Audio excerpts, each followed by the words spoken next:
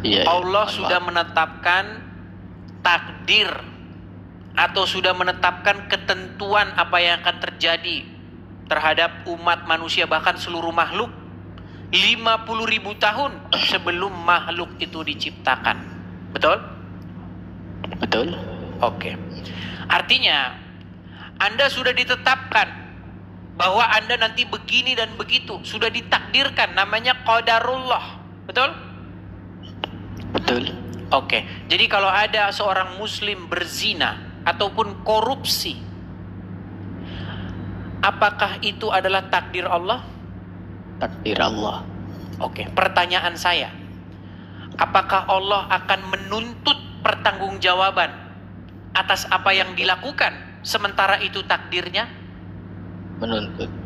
Makanya saya bilang, Bang, sudah waktunya umat muslim menyeret Allah ke rumah sakit jiwa. Kenapa saya katakan begitu? Coba, Bang, kenapa saya katakan begitu? Gini, ini barang, ini robot ciptaan saya. Saya sudah desain, saya sudah takdirkan dia bahwa kalau dia ketemu api, dia akan menyemburkan air. Artinya robot pemadam kebakaran. Takdirnya sudah begitu. Saya sudah saya set begitu. Settingannya udah begitu. Ketika dia melakukan tugasnya, ketika dia melakukan sesuai yang sudah saya setting, apakah saya tuntut pertanggungjawaban dari dia? Karena kamu memadamkan api sesuai dengan keinginan saya, akan saya buang kamu ke neraka jahanam. Ketika saya memperlakukan itu, berarti saya tidak waras lagi. Betul? Bagaimana mungkin saya tuntut dia atas tuntutan yang saya sendiri membuat dia demikian? Iya. Itulah Allah kalian, itulah Tuhan kalian.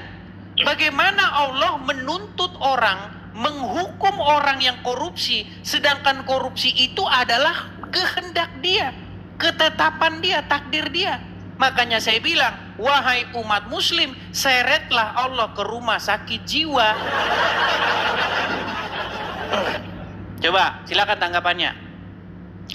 Iya, jadi begini, Bang Edis, yang dimaksud dengan suatu qadarullah di situ, ya memang benar semuanya itu memang sudah Allah tentukan ya atas kehidupan manusia. Nah, satu hal lagi, kalau di dalam itu kan sudah masuk ke dalam hakikat ya, dalam hakikat bukan syariat lagi apa yang tadi disampaikan oleh Bang Edis itu ya. Jadi di dalam Islam itu ada suatu penjelasan di dalam ilmu hakikat bahwasanya semua manusia, semua orang-orang beriman di dalam Islam itu tidak bisa membawanya ke surga semua amal-amalnya. Jadi walaupun dia sudah setiap hari ibadah, jengkang-jengking, sholat, kalau memang takdir Allah dia tidak di surga, ya dia tidak akan masuk surga, kan seperti itu. Bang, nampaknya kita saling salah mengerti nih, Bang. Bang, yang saya tanyakan bukan soal itu, Bang. Yang saya tanyakan, apakah Allah akan meminta pertanggungjawaban atas umat manusia yang korupsi?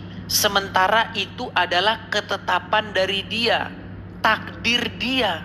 Ibarat kata Allah itu bikin wayang. Dia bikin wayang. Jadi manusia ini hanya wayang saja yang menjalankan ketetapannya, takdirnya. Bang, kalau wayang saya tentukan untuk berbikin dosa, untuk berbuat kejahatan, masa saya nuntut dia, kenapa kamu bikin kejahatan? Kenapa? Kenapa kamu jahat? Yang bikin jahat kan dia. Gimana sih?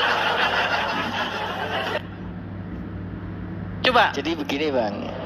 Yang perlu diketahui itu bahwa salah satunya adalah sifat Allah yang Maha Pengasih lagi Maha Penyayang. Itu yang pertama, ya. Jadi kalau di dalam ilmu hakikat, ya, kenapa kok Allah kok menuntut seseorang yang sudah melakukan maksiat, sedangkan maksiat itu adalah kehendaknya sendiri? Ya kan, abang tahu nggak kisahnya iblis, bagaimana tentang kisahnya iblis di dalam Islam? Abang tahu nggak? Iblis pada mulanya Dia itu meminta kepada Allah supaya menggoda manusia. Bahkan Allah itu, setan itu adalah Rasulullah di dalam Al-Quran. Bukan, Saya tunjukkan bang, bukan setan seperti itu Rasulullah. Bukan seperti itu. Mau saya tunjukkan dalilnya bahwa setan itu Rasulullah? Iya, silakan tunjukkan, Baik. tunjukkan. Ini Surat agak apa, sedikit surat menyimpang ya. Nih ya. apa? Surat apa? Baik. Abang ada Quran di sana? Ada. Baik, tolong bukakan Quran surat Maryam Ada yang ayat yang ke-83. Surat Maryam ayat 83.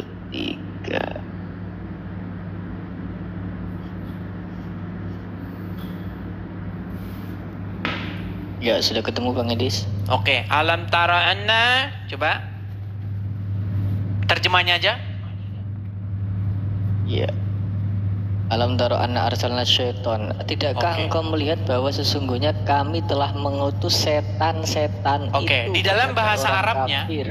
Oke, di dalam bahasa Arabnya anna arsalna saitina, betul? Iya. Saya Sayatin. telah arsal itu mengutus, menjadikan dia rasul. Arsal itu dari kata rasul, betul? Iya. Nah, Rasalah ya. Oke, jadi Allah itu, setan itu Rasulullah nggak? Bukan di situ. Itu maknanya bukan di situ Bang Edis. Coba dengerin lagi ya, dengerin. Iya. Kami- Jadi maknanya seperti ini Bang Edis, saya jelaskan dulu ya. Yang dimaksud arsalna itu di situ adalah mengizinkan, maksudnya mengizinkan. Ya, Memberi kita jalan jangan gitu. pakai tafsir dulu. Arsalna itu dari kata Rasul, betul? Iya, Rasalah sama ya. Oke. Sama. Jadi siapa yang diutus oleh Allah? Setan. Setan. Aku bersaksi. Mana aku Ayo. bersaksi? Tidak ada aku bersaksi di situ. Berat. Ini setan utusan Allah nggak? Setan bukan di situ, maksudnya bukan utusan Bang Edis. Anna arsalna. Jelas loh ini Bang. Iya, Saya cuman mengutus. penafsirannya- Anna arsal. Saya Penafsirannya mengutus. enggak, penafsirannya di situ bukan mengutus Bang Edis, tetapi mengizinkan. Coba dibaca Kenapa? terjemahannya saja Bang. Dibaca terjemahannya. Iya, kalau terjemahan secara bahasa memang artinya mengutus. Cuma bahasa Arab itu setan diutus oleh Allah, betul? Untuk Bang. menyesatkan manusia, betul? Iya, abang dengerin dulu. Cuma Artinya bahasa kalau Arab- orang sesat berarti sesuai dengan kehendak Allah, betul?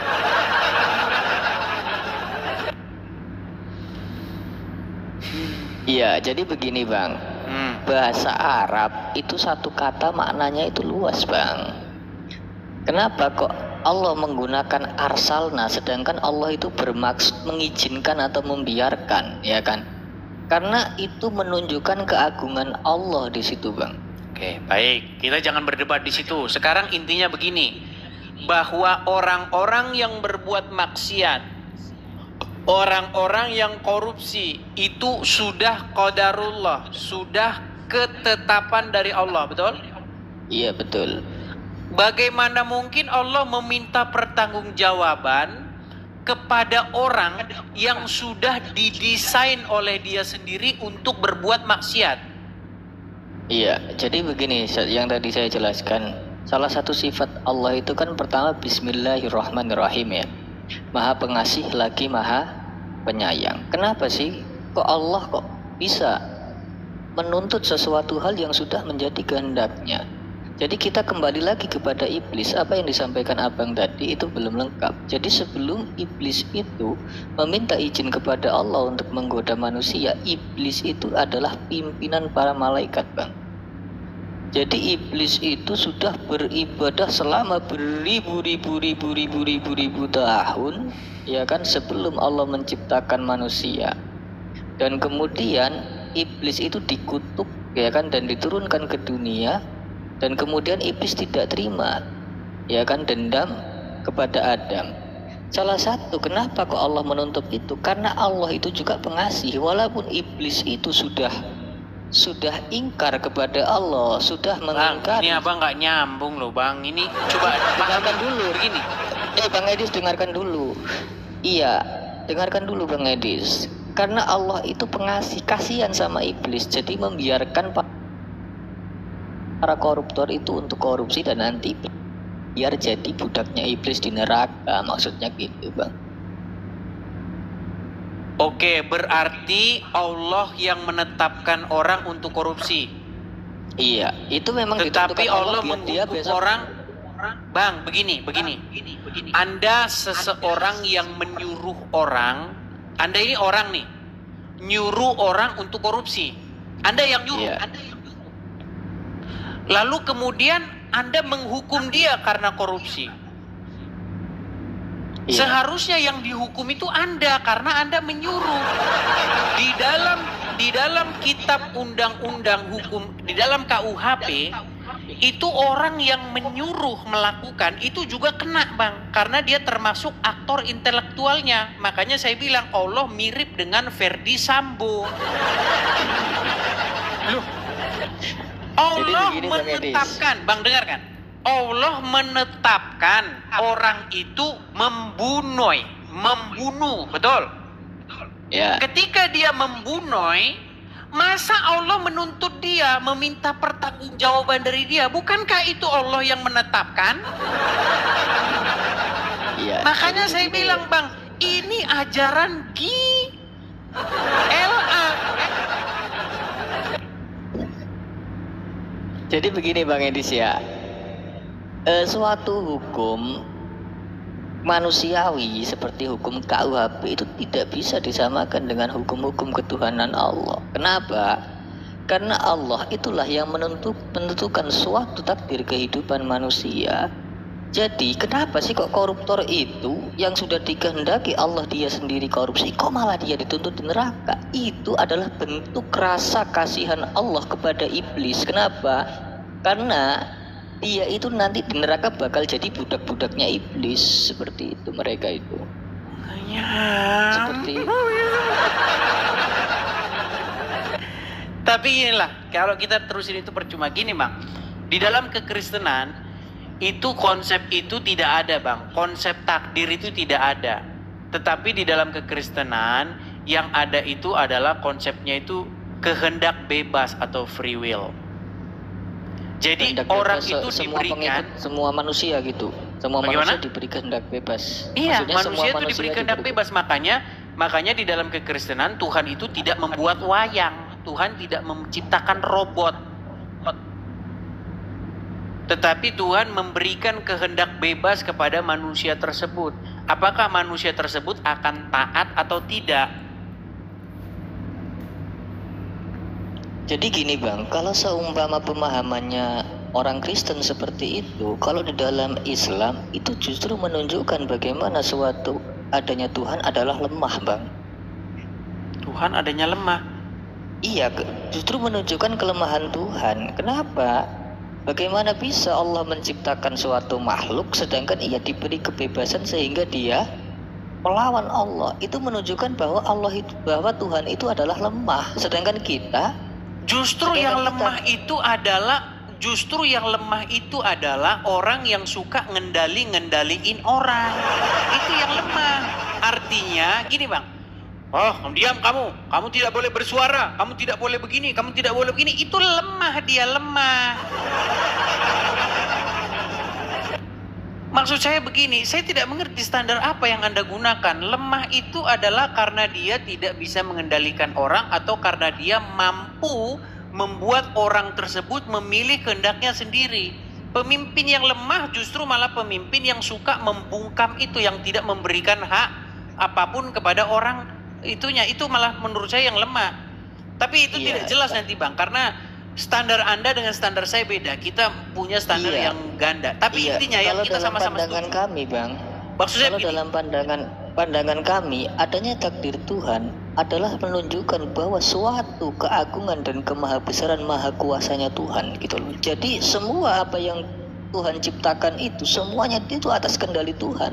Baik. Tuhan yang mengatur semuanya. Kalaupun demikian, artinya kalaupun demikian secara logika seharusnya Allah tidak boleh menuntut seseorang atas perbuatan yang dilakukan.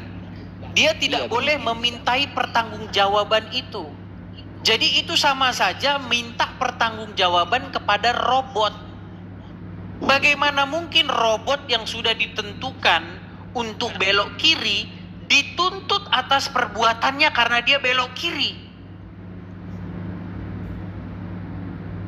Jadi begini Bang, kalau menurut abang kan Allah tidak bisa menuntut. Itu kan secara pandangan syar'i atau secara pandangan syariat. Seharusnya Allah tidak menuntut karena ini adalah kehendak Allah sendiri. Iya, itu memang pandangan syar'i ya.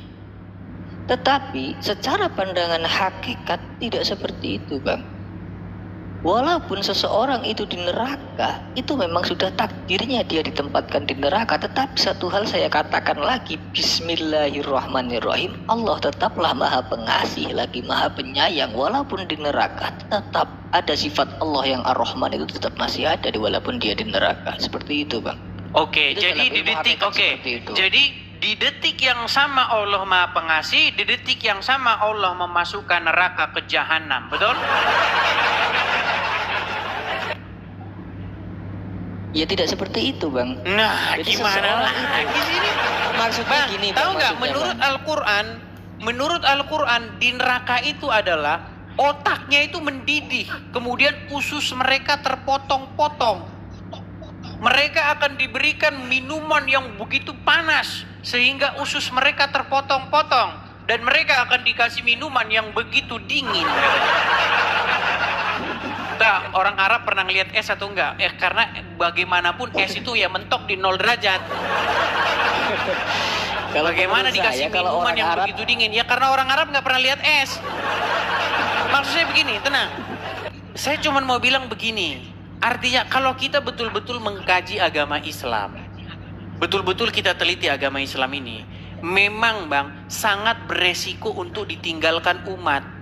Itulah kenapa Islam melindungi agama Islam itu dengan cara supaya umat Islam itu jangan belajar agama Islam.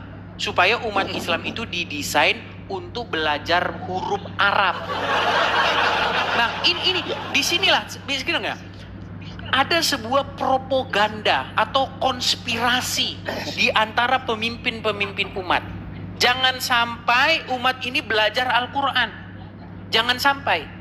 Biarlah umat ini percaya kepada tafsir ini saja. Percaya kepada ulama ini saja. Jangan sampai mereka baca Quran. Jadi ajarilah mereka membaca huruf Arab, lalu katakanlah kepada mereka supaya ketika mereka baca huruf Arab itu mereka dapat pahala dan amal. Itu yang jadi terjadi tidak Bang. seperti itu Bang. Iya, kalau di dalam konsep pendidikan Islam, manusia itu memiliki tingkatan dalam pendidikannya, Bang. Jadi tidak bisa seseorang ya kan yang belum mengerti tentang syar'i langsung dididik pada tingkat hakikat, tidak bisa. Dia harus melewati tingkat syar'i itu dulu. Bagaimana seseorang mau diajarkan tafsir kalau dia belum bisa membaca Al-Quran? Baca Al-Quran aja belum bisa, gimana mau belajar tafsir? Bang Seperti Muhammad itu, bisa baca nggak? Bisa. Katanya Muhammad buta huruf, tiba-tiba sekarang Muhammad bisa baca. Oh, maksudnya Nabi Muhammad seperti itu. Ya kalau Ya Nabi elah, emang Muhammad saya itu kan ngomong Muhammad beda, siapa Bang? Oke, Muhammad Oh. yang kalian percaya sebagai Nabi, dia bisa baca nggak? Iya. Bisa Ya, baca nggak dia? Menurut suatu riwayat. Baca nggak dia? Nggak Apa? bisa. Apa? Nggak Apa? bisa. Nggak. Oke. Bagaimana Anda menuntut orang kalau mau paham Al-Quran harus bisa baca Al-Quran, sementara Muhammad sendiri nggak bisa baca? Ini kalian ini standar ganda. Di dalam Al-Quran, kalau Anda baca Al-Quran, jika kamu ragu-ragu tentang apa yang diwahyukan kepada kamu, maka tanyakanlah kepada orang-orang yang membaca kitab sebelummu. Itu yang disebutkan oleh Al-Quran. Tidak ada Al-Quran mengatakan kalau kamu mau paham Al-Quran, kalau kamu ragu-ragu tentang yang diwahyukan kepada kamu, tanyalah Ibnu Katsir. Nggak ada. Betul. Ya, cuman jadi begini Bang. Di dalam Islam, kenapa sih kok Muhammad itu kok dia tidak bisa membaca? Justru itu suatu kelebihan Bang, dimana seseorang tidak mungkin bisa mengarang Al-Quran dengan sebaik itu gitu. Dia baca aja nggak bisa gitu loh, apalagi dia mengarang Al-Quran gitu kan, dia tidak akan bisa. Jadi itu menunjukkan Ya, bahwa itu adalah makanya benar adanya dari Tuhan. Makanya Al-Quran itu sangat kuat dugaan dibuat oleh orang-orang di sekeliling Muhammad. Sayangnya Muhammad tidak bisa baca. Iya, cuman kan tidak ada bukti Bang dugaan kalau Ada Al-Quran di itu dalam dibuat Quran oleh surat An-Nahl, di dalam Quran surat An-Nahl ayat 103. Itu orang-orang sudah 103. mencurigai bahwa Quran itu buatan orang-orang di sekeliling Muhammad. Mana coba lihat, saya buka An-Nahl 103. Ya, buka aja An-Nahl 103.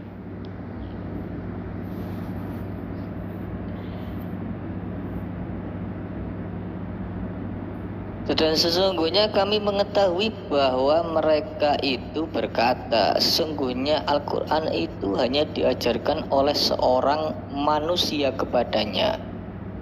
Bahasa orang yang mereka tuduhkan bahwa Muhammad belajar kepadanya adalah bahasa ajam. Padahal ini Al-Quran adalah dalam bahasa Arab yang jelas nanti. Betul nggak bahwa masyarakat yang hidup sejaman dengan Muhammad mengatakan bahwa Al-Quran itu diajarkan oleh seorang manusia kepada Muhammad, betul? Ya, itu tuduhan Bang. Di sini bukan tuduhan. Itu. Lalu Al-Quran membantah tuduhan itu dengan kata-kata, itu orang yang kamu tuduh bahwa itu ngajarin Muhammad, bahasanya dia bahasa ajam, bahasa asing. Sementara Al-Quran ini dalam bahasa Arab yang jelas.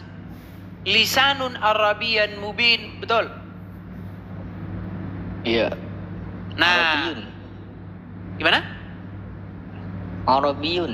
Iya, Arabiyun, lisanun, dalam bahasa Arab yang jelas. Nah, sementara umat muslim ketika membaca Al-Quran, banyak di dalam Al-Quran kosakata yang orang Arab sendiri mereka tidak tahu itu apa. Contoh, di dalam surat Al-Baqarah ayat yang kedua, Alif Lam Mim. Apa artinya? Artinya hanya sedikit ulama yang berani menafsirkan Bang. Iya, bagaimana mungkin dikatakan itu bahasa Arab yang jelas? Itu jadi jadi begini Bang, kalau ada orang nuduh, maka kita harus membuktikan tuduhan itu benar atau salah. Jadi biar orang-orang tahu ya, masyarakat yang hidup sezaman dengan Muhammad menyadari, tahu mereka bahwa Al-Quran itu adalah buatan orang-orang yang ada di sekitar Muhammad. Lalu Al-Quran membantah, kamu berani-beraninya ngomong begitu, sedangkan orang-orang yang di sekitar Muhammad yang kamu tuduhkan bahwa dia ngajarin Muhammad itu, dia berbahasa asing. Ini Quran ini bahasa Arab yang jelas. Kamu nggak nyambung. Ternyata bagaimana cara kita membuktikan tuduhan itu? Kita baca saja Qurannya. Ternyata di dalam Al-Quran ada kosakata yang orang Arab nggak tahu. Sampai detik ini orang Arab tidak tahu itu apa. Makanya betullah tuduhan orang-orang itu bahwa Quran itu diajarkan orang asing kepada Muhammad.